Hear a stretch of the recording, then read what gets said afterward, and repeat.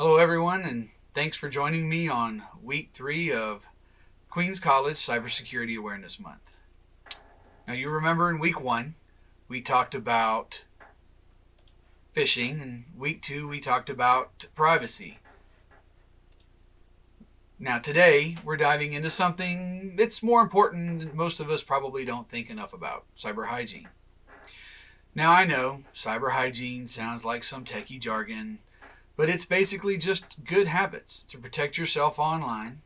And we'll be talking about how to keep your devices, your personal data, and even your social media accounts more secure. Because let's be honest with each other, none of us want to deal with getting hacked. That includes having our personal information floating around on the internet, right? All right. So why should you care about cyber hygiene? Here's the thing: cyber threats are real, and they're getting more creative by the day, from phishing emails to fake scholarship offers to bogus internships. Scammers love targeting students. It's because we're connected to so many different platforms and devices, and truthfully, most of us don't have the most secure setups. So, for example, what is cyber hygiene? Let's say you get an email that looks like it's from your university. It's offering a last minute scholarship, and you think, hey, I want a scholarship, so let's click on the link, and boom, now they have your personal information. Or maybe you connected to your campus Wi Fi without thinking anything about it. But someone's on the network, they have software, and that software can spy on your data. Something else that can happen is if you're not checking the SSID, which is the name of the network, you could have a rogue access point out there that's imitating the network, a legitimate network like the guest network. And all they do is they add a plus sign to it, or something to make it just different enough. You don't look at it, and now they've got your information because you connected to their rogue access point. Now let's talk about protecting devices we rely on every day: your phone, your laptop, even your tablets. These devices, if they're not secure, you're leaving the door wide open for hackers. So, step one: passwords. And I know we all hate creating passwords, especially having the ones with a million special characters. And they now, instead of being 6 characters long, it's got to be, well, at one time it was 8, then it's 10. I've seen some now where they want you as high as 16. But you need to have strong and unique passwords. None of this password 123 stuff. If you're like me and you can't remember a bunch of different passwords, you need someone that does that or something that does that for you. So get yourself a password manager. Personally, any one of these are good. I use LastPass. It's not an endorsement. It's just a choice that I make. I like it. And something that's important is it will help you generate strong passwords. Then it remembers them for you, so you don't have to do that. Step 2: enable multi-factor authentication. Now, I know you have seen this before. We've talked about it before. We talked about it in week 1, and we've talked about it in week 2. In fact, the graphic that you see on the screen is the week 1 graphic that I used. And I know it's a pain sometimes, but trust me, it makes it way harder for someone to hack into your account. So, how does it work? Well, when you log in, sometimes it says, hey, enter a code. You go to an MFA or a multi-factor authenticator like Windows, Microsoft Authenticator. LastPass has one as well. Duo has one. And they want you to enter a code. They may send you a push that pops up on your screen and you click on and says, is this safe? Did you do it? You click yes, and it lets you go into your website or into your account.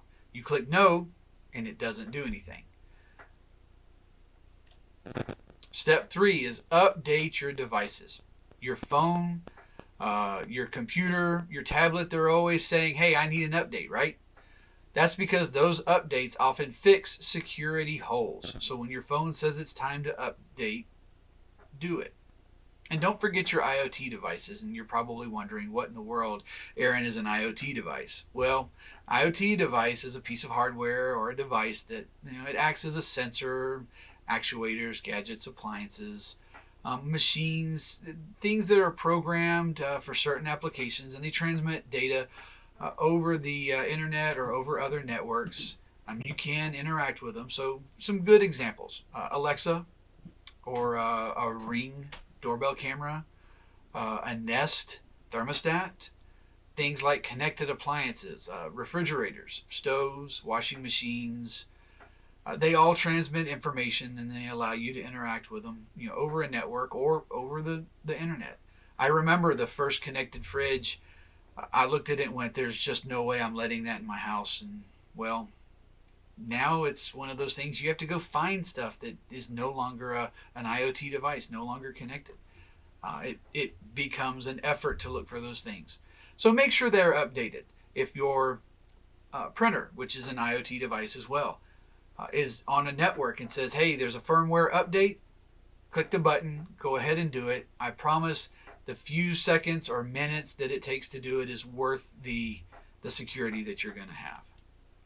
So let's talk about something we all do every day, which is browse the internet. When you visit a website, what you need to look for is that little lock symbol. It's in the URL and it's next to the URL, the address.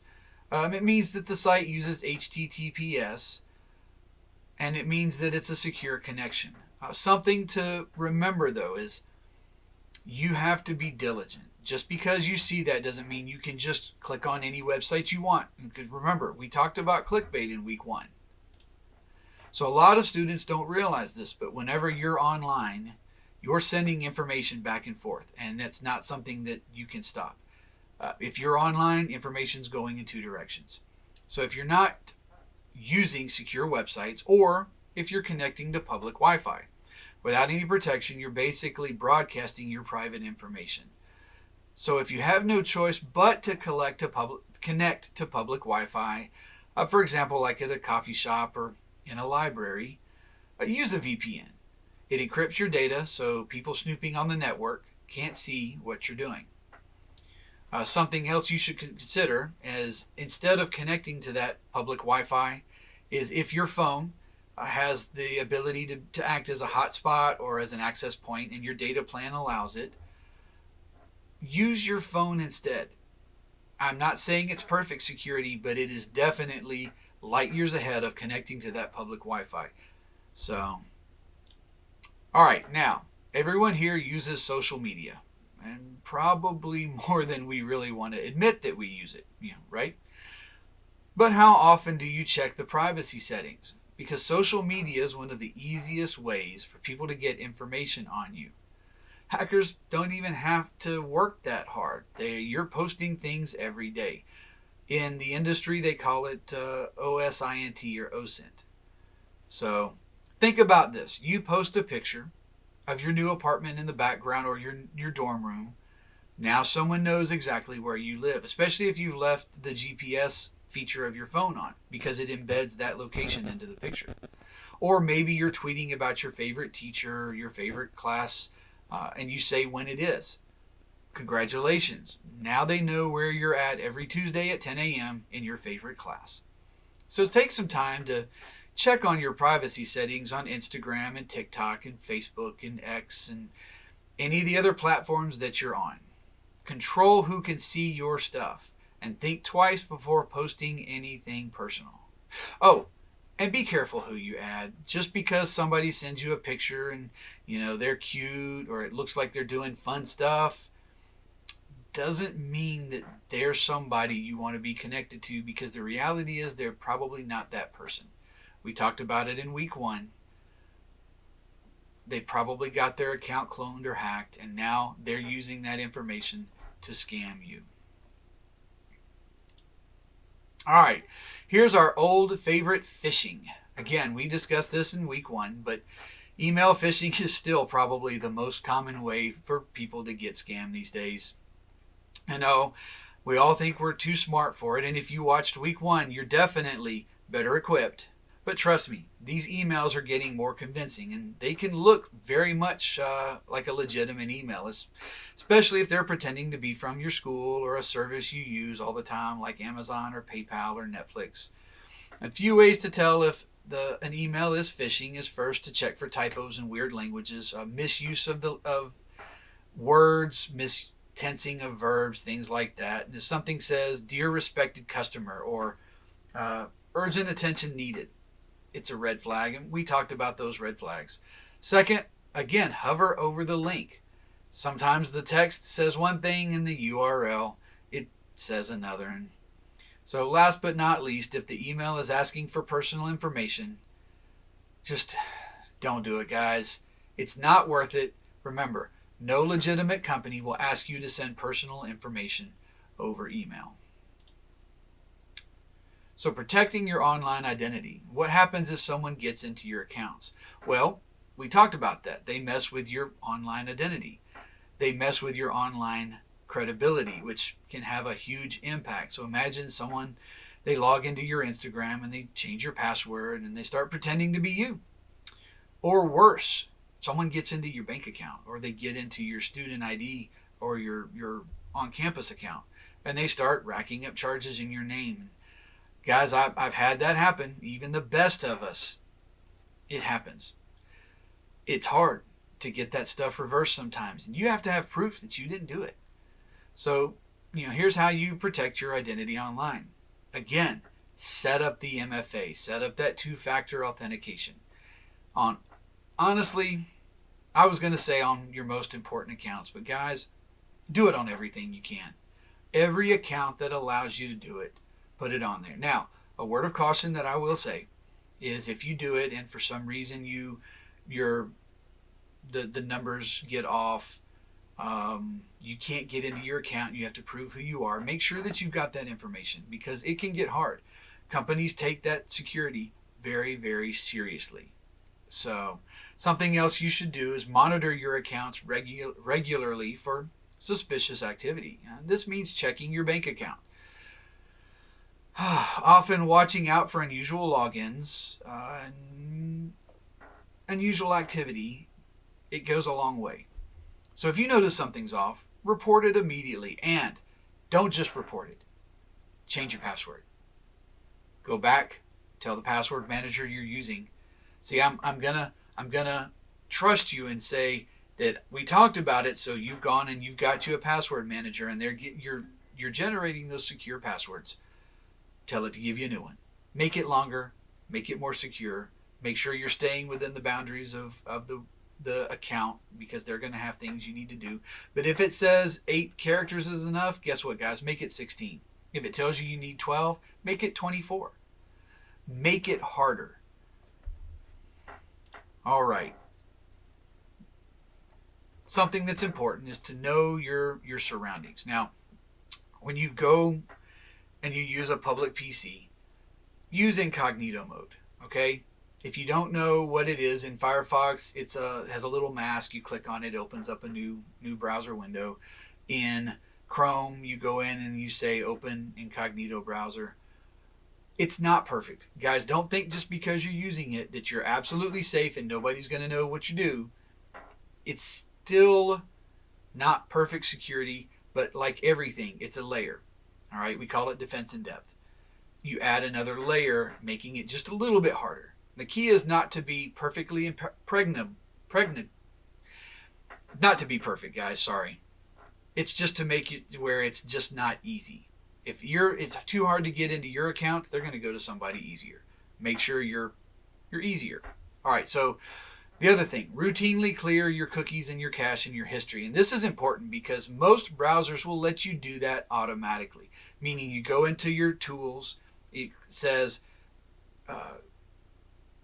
delete history, cookies, etc. when you close the browser. Now, what's important there is you have to close the browser. You can't leave the windows open forever. And also, if you've got an account you're not using, deactivate it. I know there are services for that now, but guys, I don't even trust the services. I'm not saying they're bad. I'm just saying that honestly, keep track of your accounts. Write it down. Keep it in your desk. Keep it in a secure place. And if you're not using the account, close it down. All right. And scan. Now, if you're old enough to remember the Chips Ahoy commercial, they used a song called Swing, Swing, Swing. And that's what this makes me think of. And I apologize, I'm showing my age here. But make sure you are using antivirus software to protect your computer. Personally, I use Norton. I'm old enough to remember when it was Symantec. I'm not saying that that's the only one to use, but if you are using it, and like we talked about earlier, the VPN. If you're using Norton, it has a VPN option. Use it. Set up scans. Either set it up with a note on your calendar that says scan my computer every week, or set it up to scan automatically. And when you download something or when you plug in a USB, it'll tell you, do you want to scan it? Scan it. It takes seconds, and again, that little bit of prevention is worth a pound of cure. So, all right, guys, what do we take away from this? Now, I personally have to tell you, this is one of my favorite lines from that movie, so I use this meme all the time. But it says, let me explain. No, there's too much. Let me sum up. So let's just sum this up real quick. Secure your devices. Use strong passwords. Use a password manager. Make sure that it's generating your passwords for you and that you're saving them in the manager so that you don't have to remember them. Turn on MFA.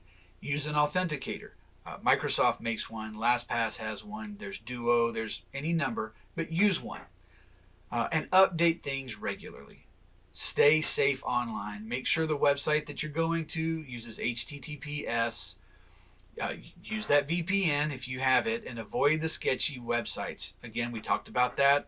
Week 1, clickbait. Just because it's got a great headline doesn't mean it's where you ought to be.